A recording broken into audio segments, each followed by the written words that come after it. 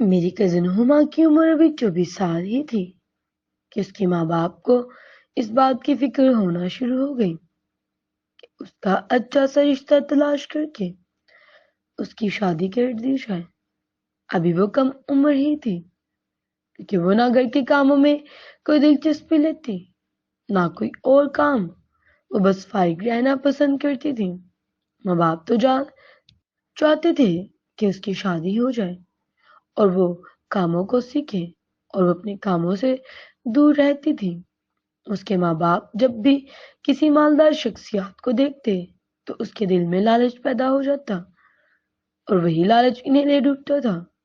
اسی وجہ سے کچھ ہما کے ساتھ بھی ہوا۔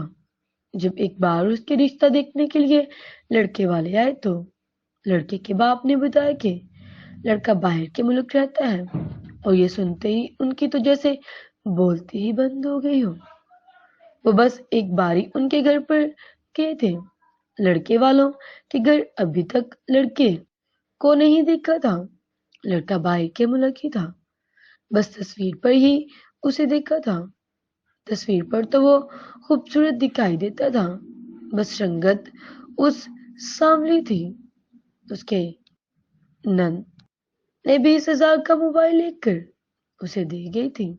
یہ دیکھتے ہی ان سب کی لالچ تو اور زیادہ بڑھ گیا تھا۔ اس کے ماں باپ کچھ خوش تھے۔ شادی سے کچھ دن پہلے ہی جب لڑکا آیا تو سب دیکھ کر حیران ہو گئے کہ وہ چھوٹا ہے، مگر اب وہ بھی کیا کر سکتے تھے۔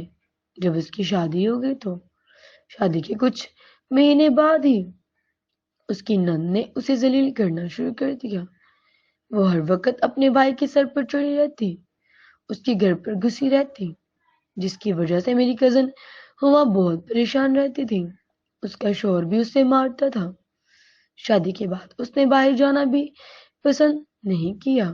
اس نے کچھ جانور لے لیے اور وہ اس کا کام بھی میری کزن سے ہی کرواتا تھا، اور وہ پھر روز اسے مارتا بھی تھا اور اسے پہ شک بھی کرتا تھا۔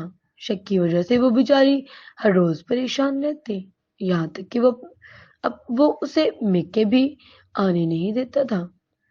وہ اس قدر شک کی اور گندے دماغ کا شخص تھا، ایک چھوٹی سی غلط فہمی کے بغیر سوچے سمجھے جب ہم اتنے بڑے قدم کو اٹھاتے ہیں تو بعد میں پچھتانے کے سوا کچھ نہیں رہتا۔ خدا را جب آپ اپنی بیٹیوں کی شادیاں کریں تو دولت کے ساتھ ساتھ اس شخص کی شخصیت کو بھی دیکھیں کہ آیا وہ آپ کی بیٹی کے قابل ہے یا نہیں، وہ آپ کی بیٹی کو سنبھال بھی لے گا یا نہیں۔ ایسے درندوں سے خدا ہم سب کو بچائے۔ خدا حافظ۔